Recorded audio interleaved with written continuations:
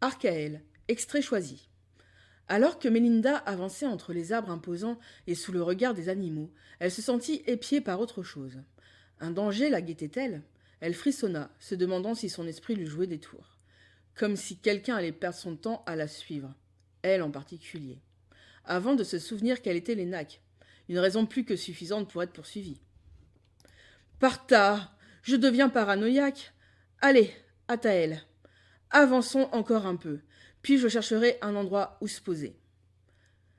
Une branche craqua au-dessus de l'Énac. Elle leva la tête et vit une araignée monstrueuse lui tomber dessus. La jeune archaélienne se sentit pâlir et se pétrifia un instant. L'adolescente poussa un cri de surprise et de peur, une peur viscérale qui envahissait tout son être. La vue de cette chose immonde à 8 pattes provoquait en elle une panique incontrôlable. C'était un traumatisme qui sommeillait en elle depuis que son père l'avait obligée à manger ces bestioles par la force. La moindre de ces petites créatures lui rappelait ces atroces et douloureux moments. Elle entendit encore Axel lui crier dessus. « Si tu n'as rien à manger, faudra te contenter d'insectes, alors tu manges cette tarentule !» Mélinda se souvenait avoir pleuré et supplié, gémissant que ça la piquait et lui donnait envie de vomir. Son père l'avait alors corrigée et elle avait dû tout reprendre du début, arracher les pattes de la créature arachnéenne et mettre le corps velu dans sa petite bouche d'enfant. L'animal, une arachnie, n'était pas réputé pour être intelligent, contrairement aux autres arachnides. La bestiole monstrueuse de couleur bleutée et aux yeux rougeoyants fit claquer ses mandibules à quelques centimètres du cou de l'adolescente. Mélinda parvint à la repousser en faisant ruer à Taël. La créature terrifiante tomba lourdement sur le dos, agitant frénétiquement ses 8 pattes horribles dans le vide.